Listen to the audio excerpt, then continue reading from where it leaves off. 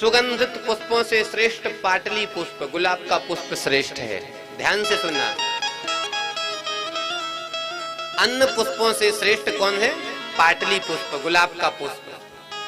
तो जो 1000 गुलाब के पुष्प चढ़ाता है, तो जो फल 1000 गुलाब के पुष्पों से प्राप्त होता है, वही फल एक कमल पुष्प चढ़ा देने से प्राप्त होता है। कमल की इतनी महिमा, ध्यान से सुनना। और जो कमल में भी प्रकार हैं, श्वेत कमल, पीत कमल, रक्त कमल और एक है नील कमल। ये दुर्लभ होता है, जल्दी नहीं मिलता। और कमल में भी प्रजाति होती है, अष्टदल कमल, 8 पंखुड़ी वाला, एक सहस्त्रदल कमल आता है। हमने हर बार श्रावण में हम चढ़ाते भी हैं भगवान शंकर को। कलकत्ता साइड मिलता है और वो आता है, दिल्ली वृंदावन सब में आता श्रावण में, ग्वालियर में भी मिलेगा, पता करना आप लोग, इतना बड़ा होता है। तो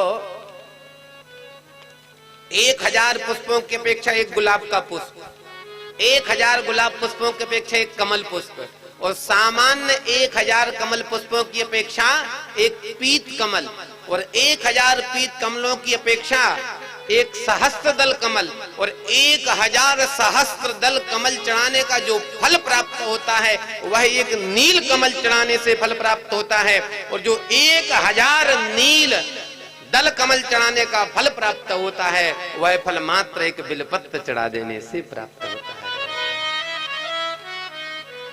भगवान शिव की पूजन में कुछ हो या ना हो, बिलपत्र अति अनिवार्य है। अगर आपने भगवान शिव को बिलपत्र चढ़ा दिया, फिर कुछ भी चढ़ाने की आवश्यकता नहीं है। ऐसे बिलपत्र की है।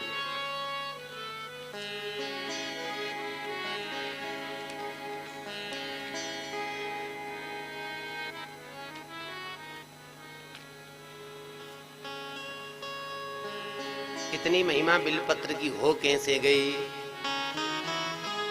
तो जानते हो बिलपत्र की उत्पत्ति कैसे हुई? बिलपत्र कोई और नहीं है, साक्षात भगवती महालक्ष्मी ही बिलपत्र हैं। एक बार भगवती लक्ष्मी ने नारायण से पूछा, प्रभु मैं चाहती हूं कि मुझे अखंड रूप से पति के रूप में आप ही प्राप्त हो। हर युग में, हर जन्म में, हर समय पति के रूप में आप मुझे प्राप्त हो। ऐसा कोई उपाय बताओ जिसको मैं करूं, उस उपाय के करने से सदा सर्वदा आप मुझे पति के रूप में ही प्राप्त हो।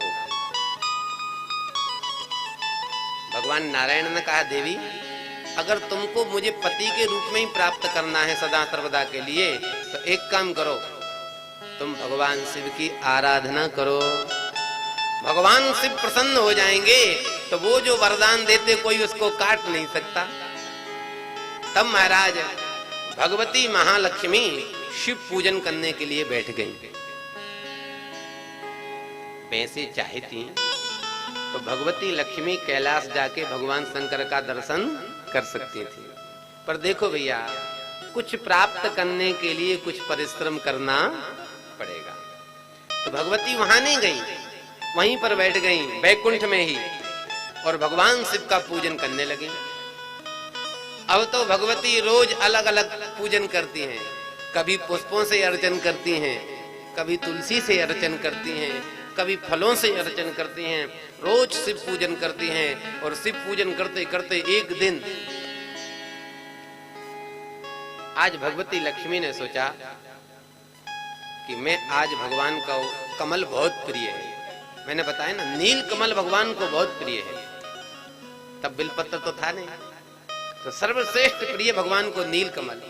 तो भगवती ने क्षीर सागर से 1000 अष्टदल कमल मंगाए, नील कमल।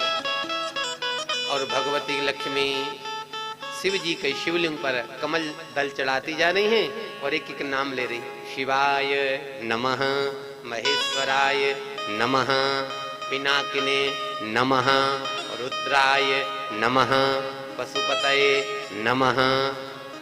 इस तरीके से बोलते जा रही, जैसे सुबह करते ना, एक एक चढ़ाती जा रही। शंकर जी ने सोचा देवी जी बहुत दिन से पूजा कर रही हैं, देखो भैया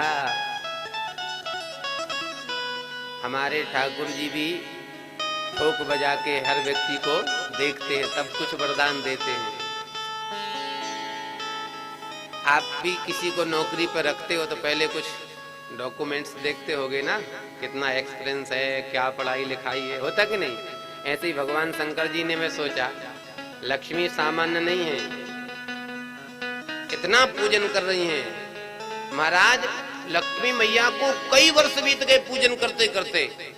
शंकर जी ने सोचा बहुत दिन हो गई और आज तो मेरा सबसे प्रिय पुष्प नील कमल से मेरा अर्चन कर रही हैं, अब तो प्रकट होके वरदान देना ही पड़ेगा, लेकिन एक बार परीक्षा तो ले लूं ये अधिकारी है या नहीं। तो भैया माफ करना, अकेले हमारे वृंदावन के ठाकुर जी चोरी ना करें, शंकर जी भी चोरी करते हैं। और आज लक्ष्मी मैया के पुष्पों में से शंकर जी ने 2 फूल चोरी कर लिए।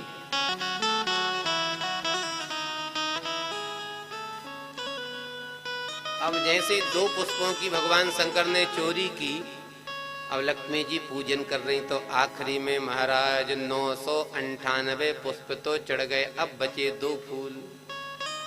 लक्ष्मी जी बोली मैंने गिन के तो रखे थे 1000, कम कैसे हो गए?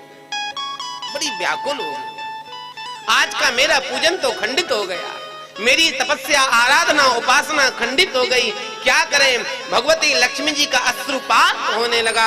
भगवती लक्ष्मी को कुछ समझ में नहीं आया, आखिर में करूं तो करूं क्या करूं? और भगवान रोते रोते लक्ष्मी जी के मन में ख्याल आया कि भगवान मेरे वक्षस्थलों की उपमा कमल से देते हैं।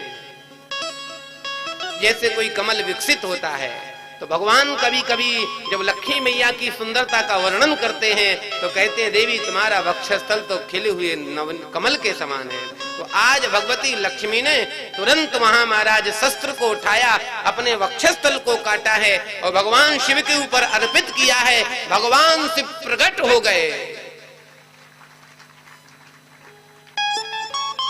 भगवान शिव ने कहा देवी मैंने बहुत से भक्त देखे पर तुम्हारे जैसा भक्त मैंने नहीं देखा। और जो भगवती लक्ष्मी ने अपना वक्षस्थल काट के चढ़ाया था, अपना हृदय ही शिव को अर्पित किया था, तो वही महाराज जो वक्षस्थल के जो थे वो जमीन में गिरा वक्षस्थल, और उसी से भगवती बिल्वपत्र प्रकट हो गया।